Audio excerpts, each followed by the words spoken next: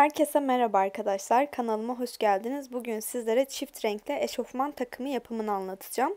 Eğer artık kumaşlarınız varsa veya kumaşınız yetmiyorsa böyle bir model kesinlikle tercih edebilirsiniz. Bence gayet güzel oldu. Hatta 3 renkli, 4 renkli bile kullanabilirsiniz. İlk olarak gri kumaşımı kesmekle başlıyorum. Kumaşımı 2 kat olacak şekilde katladım ve ön kalıbımı kumaş katına yerleştiriyorum. Az önceki zaten çizdiğim resimde de göstermiştim nereyi ne renk yapacağımı. Ön bedenim gri olacak. Aynı şekilde arka bedenimi de kumaş katına yerleştiriyorum. Bu parçam da yine gri olacak.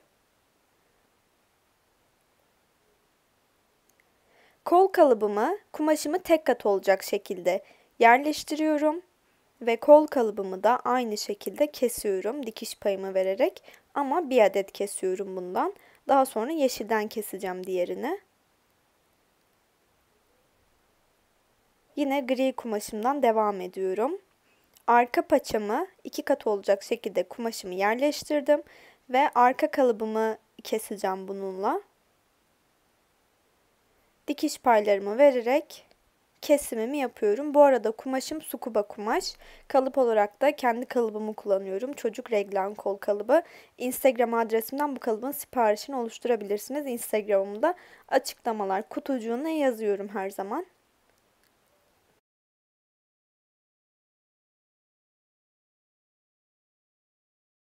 Şimdi yeşil kumaşımı ve gri kumaşımı yüzleri birbirine bakacak şekilde buraya dikkat ediyoruz. İki kumaşın da düz yüzü birbirine bakacak şekilde üst üste koyuyorum ve ön paçamı keseceğim. Bu şekilde yerleştiriyorum. Yani önden baktığınız zaman paçalardan biri gri, biri yeşil olacak. Eğer burada kumaşı yanlış yerleştirirseniz 2 adet aynı yönde parçanız olur ve bu da yanlış kesmenize sebep olur. Şimdi kol kalıbımdan yine yeşil olanı keseceğim. Burada yine dikkat ettiğim şey kumaşların yüzlerinin birbirine bakması. Yoksa 2 tane ön kolumuz veya 2 tane arka kolumuz olur. Yeşil kumaşım 2 kat olacak şekilde katladım ve kapşonumu keseceğim.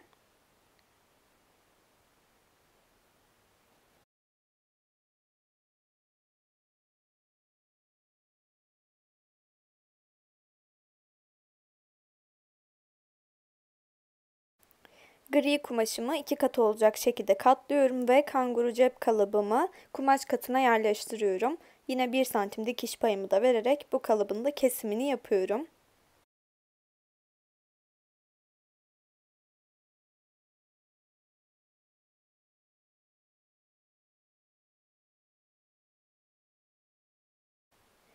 Sivitimin etek ucu için bir ribana kestim. Şimdi kol ucum için ve paçam için de aynı parçalardan kesiyorum. Benim kumaşım esnek olduğu için ekstradan bir ribana kullanmadım. Direkt bunu ribanaymış gibi kendi kumaşından kullandım. Yaklaşık bir 3-4 santim kadar daha küçük kestim. Kemerimi belimle aynı ölçüde kestim ve lastiğimin kalınlığında. Kanguru cebimi dikmekle başlıyorum. Bu cep giriş kısımlarını 2 santimlik bir çizgiyle çiziyorum. Daha sonra buraları katlayarak 2 santimden dikeceğim.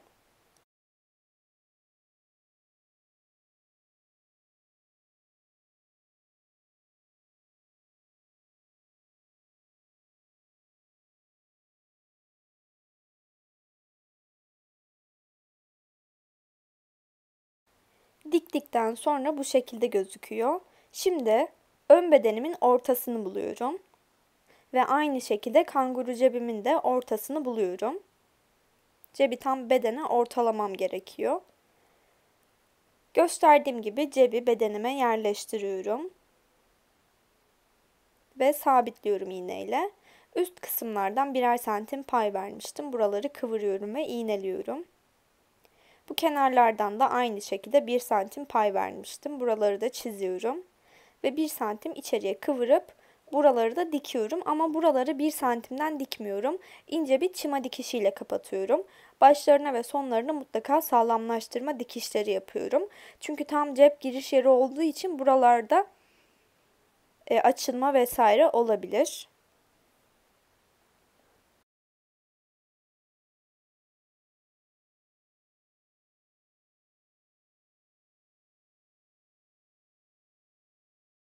Cebimi diktikten sonra bu şekilde gözüküyor. Şimdi ön bedenimle ön kolumu yüzleri birbirine bakacak şekilde yerleştiriyorum. Raglan kolda ön kısım biraz daha aşağıda oluyor kol kalıbında. Bu şekilde anlayabilirsiniz. Yerleştirdikten sonra dikiyorum ve bu şekilde gözüküyor. Daha sonra arka bedenimle de arka kolumu yüzleri birbirine bakacak şekilde yerleştiriyorum ve dikiyorum.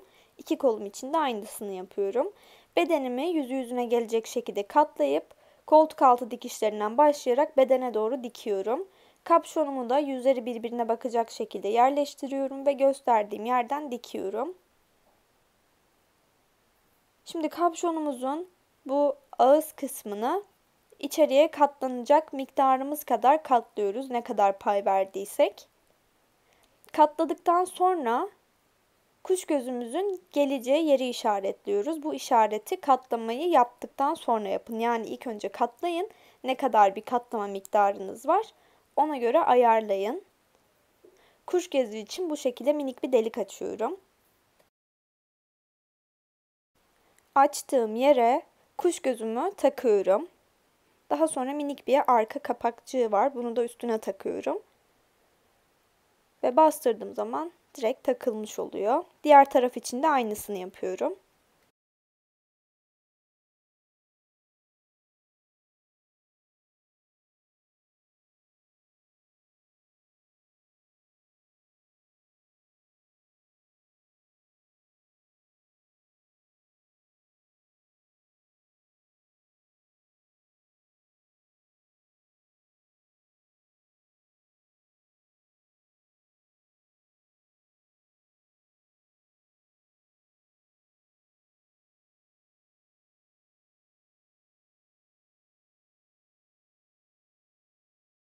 Kuş gözümü taktıktan sonra artık kapşonumun önünü kapatabilirim. Katlama payım kadar katlıyorum ve buradan bir dikiş geçeceğim.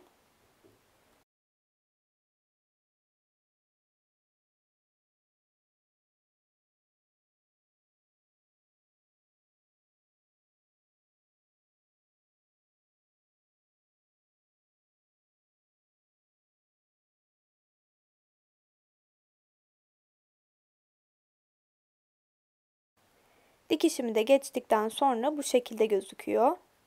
Şimdi ön bedenimin orta yakasını buluyorum ve arka bedenimi de aynı şekilde.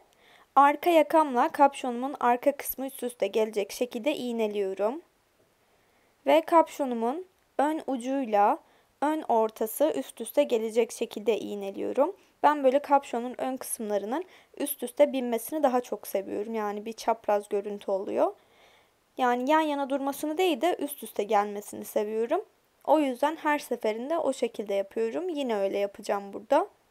Kapşonların iki ucunu üst üste koyuyorum ve o şekilde bedene iğneliyorum. Tüm kapşon çevresi boyunca iğneledikten sonra gösterdiğim yerden dikiyorum.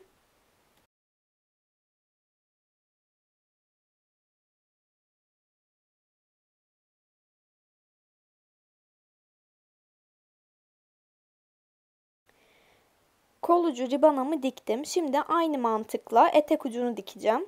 O yüzden hepsini birden göstermek istemedim. Yüzü yüzüne gelecek şekilde katlıyorum ve buradan dikiyorum. Diktikten sonra tekrardan ikiye katlıyorum ve bu orta kısmını çapraz şekilde kesiyorum. Orta kısım kalınlık yapmasın diye. Dikişleri açtırarak katlıyorum ve bu dikiş kısım yan dikişe gelecek şekilde üst üste koyuyorum ve hafif ribanamı gerdirerek bedenimi serbest bırakıyorum ve ribanamı gerdiriyorum. Bu şekilde bedenime sabitliyorum. Kol ucu için ve paçam için de aynı mantıkla ribanalarımı kestim ve bu şekilde dikiyorum.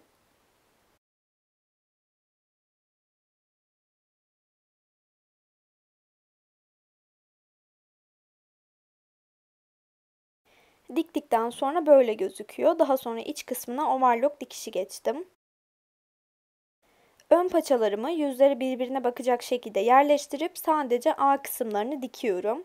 Diktikten sonra arka paçamla ön paçalarımı yüz yüzüne gelecek şekilde yerleştirip yan dikişlerinden kapatıyorum. Kapattıktan sonra overlock dikişlerini geçtim. A kısımlarını da kapattıktan sonra pantolonun bitmiş oluyor. Dediğim gibi paça kısımlarında ribana mantığını aynı yöntemle kullandım. O yüzden tekrardan anlatmadım. Kemer yapılışını da üstten çıkan etikete tıklayarak detaylı bir şekilde izleyebilirsiniz. Eşofman takımımın yapımı aşamaları bu şekildeydi. Bence gerçekten çok tatlı oldu. Ben küçük de bir bandana ekledim. Beğendiyseniz beğenmeyi, yorum yapmayı ve lütfen kanalıma abone olmayı unutmayın. Kendinize çok iyi bakın. Hoşça kalın.